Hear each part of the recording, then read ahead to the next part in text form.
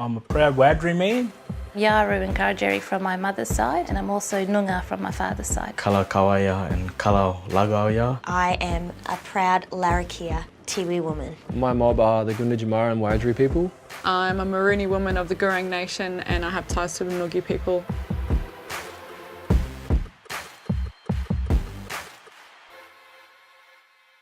There's so many Indigenous languages and we need to preserve them. We need to write them down. This book is about the Yaru language, to preserve the Yaru language. As for me growing up, that it was really shame, to have that talking language. But now that to have something like this, it's really good. Our language has been revived. There's certain families who speak it and teach it. One of my cousins, she works in the school and teaches it. It's similar to the Wiradjuri, which is on my mum's side. Their language is being revived and it's available to learn. Hopefully we can get young fellas learning it. I think that's the way to do it, is the young people start using it and having it back.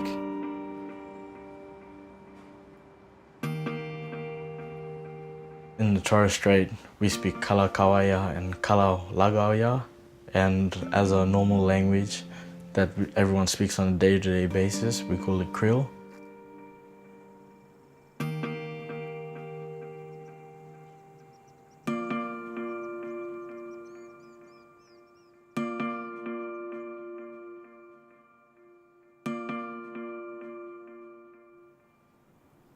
I think it's important for us to keep that tradition flowing from generation to generation. All the cultural knowledge to do with dancing, singing, hunting. I've been taught these, going through the traditional taboo ceremony. Under that comes all the responsibilities and what you must know about your culture, and that's what makes you strong.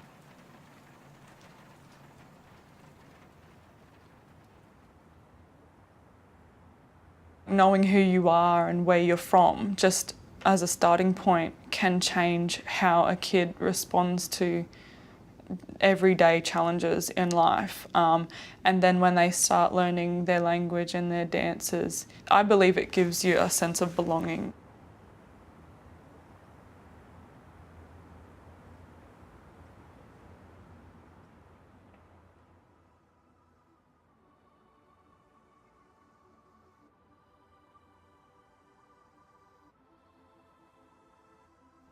The islands of Saibai have now been affected badly by the rising waters, the global warming, affecting the islanders to move on to higher grounds. Listening to my grandfather as an elder, the stories that he tells me, goes back generation after generation.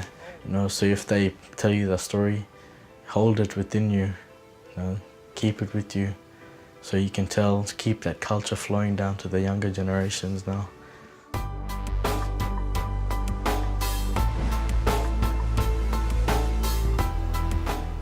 There is the story of Budjabim.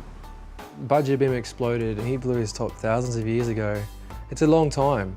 It's a lot, but blackfellas, Gunditjmara people would have been there, they would have witnessed that. They would have seen this and then they've seen the landscape change. And that lava flow comes down to the blowholes and that changed our country.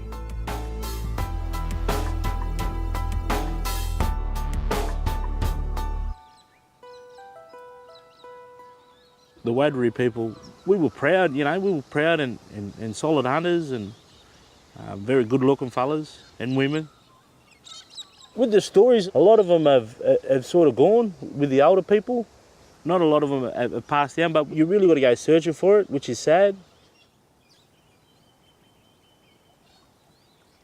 This is sort of the first place that they sort of invaded. A lot of that culture significance in that songline is broken or damaged, not lost, but it's broken.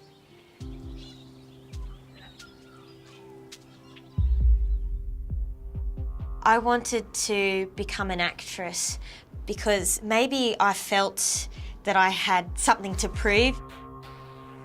Being a proud Larrakia Tiwi woman, but not knowing my language, not knowing my dance, not knowing those cultural things, not being able to pass them on or share them with people, I felt this is my way of connecting with something spiritual, even if I don't have something cultural anymore.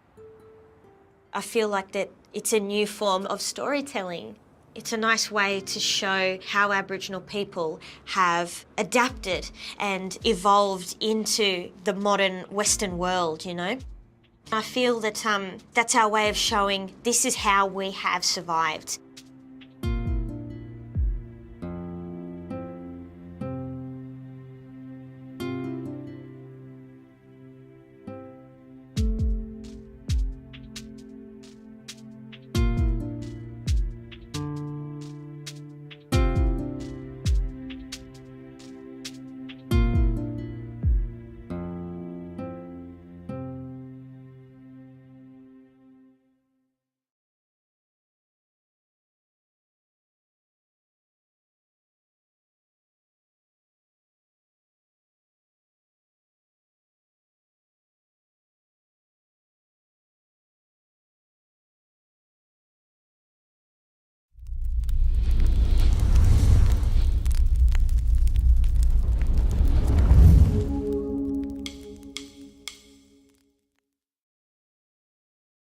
This is a story of the kangaroo, or Kangaroo, as we say it in our Aboriginal language, which means I do not understand.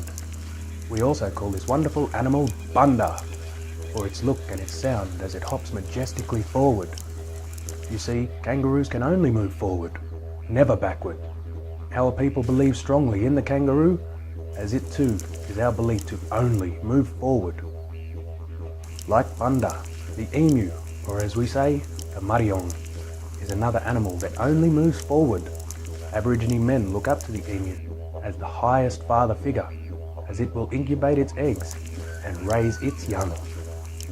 We, as Aborigine men, must follow the teachings of the mariong and rise up to nurture our young. Now we will share our kangaroo and emu dance with you, so that you too may be inspired to only move forward.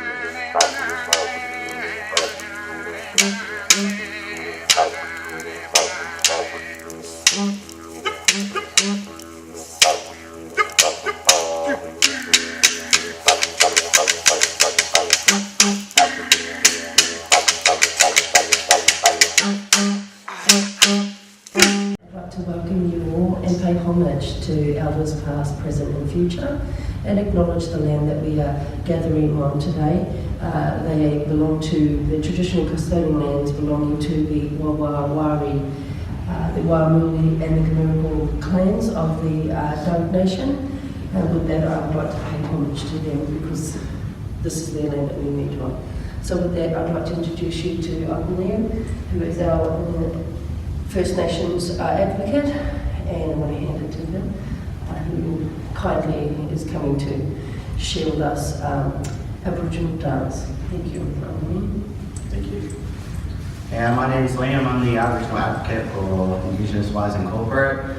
I'm from the Wagaya Nation, which is located just north of Victoria there. In my language, we refer to the kangaroo as Ukuranji. Can you all say Ukuranji? Ukuranji. Yep. And we're going to be doing the kangaroo dance. Alright? So if we can all get into position, lying down on our sides.